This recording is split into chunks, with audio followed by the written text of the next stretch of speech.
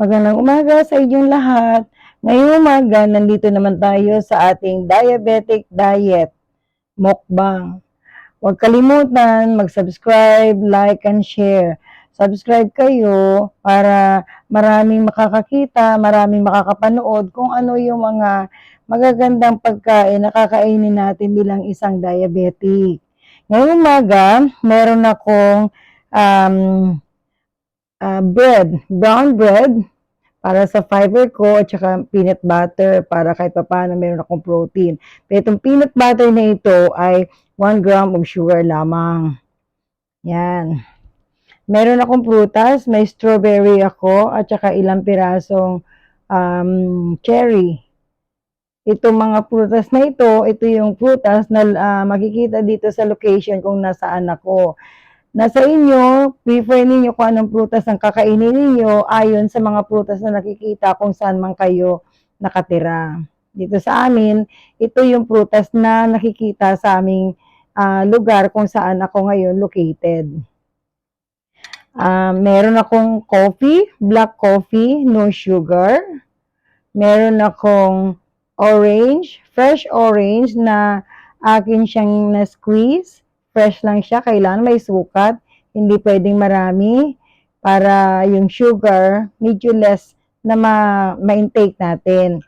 At saka in the morning, meron ako ngayon, sa water ko ngayon, meron akong lemon water. Yan. Pinatakan ko siya ng 1 spoon of lemon at nilagyan ko siya ng fresh water. Ngayon, okay? Ito yung aking pagkain ngayong umaga bilang isang diabetic. O start tayo ngayon dito sa peanut butter, bread with peanut butter. Yan. Brown bread siya. Whole wheat brown bread para less ng sugar at ma-fiber para sa katawan natin.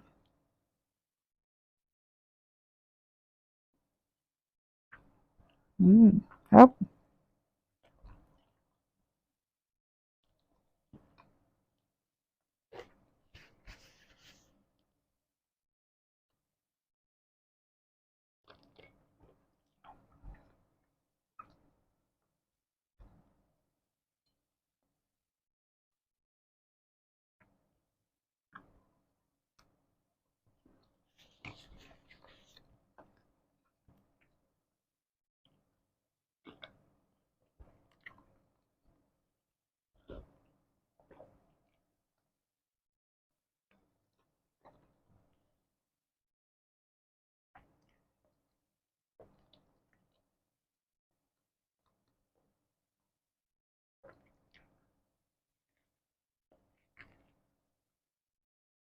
Yung peanut butter natin unsweetened.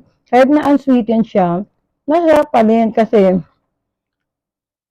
meron tayong coffee, meron tayong bread, inilagay mo lahat. Pag nasanay ka na unsweetened yung mga kinakain mo, masarap na rin. Sanayan lang yan. Kasi kailangan siguraduhin natin na yung ating sugar intake ay hindi masyado mataas.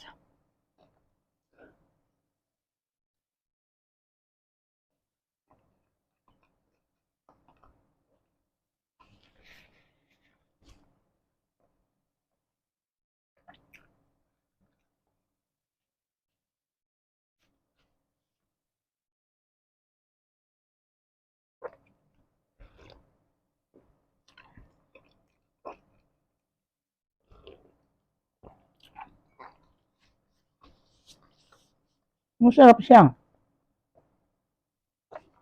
Kainin natin yung prutas natin.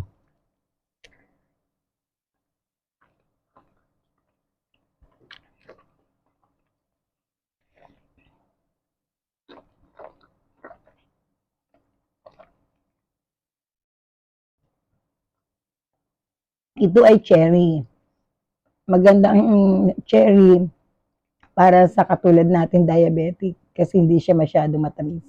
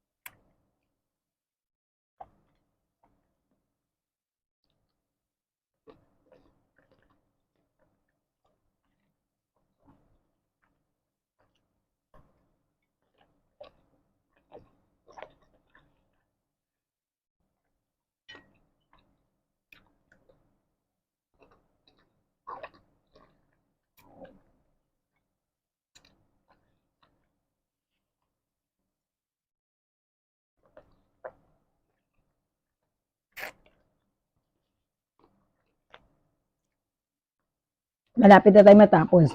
Ito ang cherry. Maganda rin ito sa isang diabetic. Naglagay lang ako ng 3 piraso na katamtaman yung laki.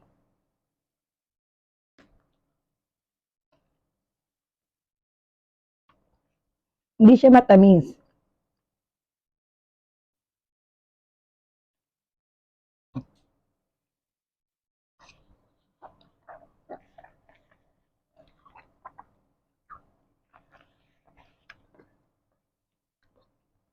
Yan, ito ang loob niya. Oh.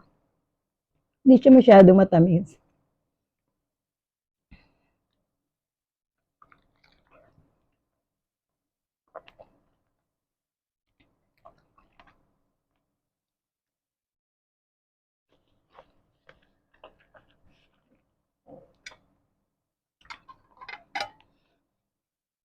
Ngayon, ito naman ang orange juice na galing sa fresh orange na in-squeeze natin sa squeezer.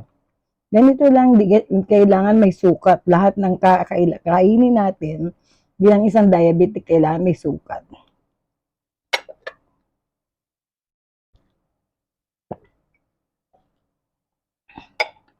Yan. Tapos ito yung aking coffee. Unsweetened ito. Talagang black coffee lang siya. Kasi na natin pwedeng haluan ng creamer. Kasi ang creamer minsan, may mga creamer na masyado mataas sa cholesterol. Yan. Tsaka may sugar din yung creamer. Kaya iwasan natin. Kung maaari, black tea, green tea, or sa umaga. It depends kung anong gusto ninyo sa umaga na drink sa umaga. Pwede rin lemon ginger. Yun, mas maganda rin yun sa katawan. Again. At ito ang aking lemon water. Ito maganda, especially early in the morning, pag wake up ninyo, masarap ito. Since na ako'y hindi pa nakainom, kaya ngayon, sinabay ko na sa aking breakfast.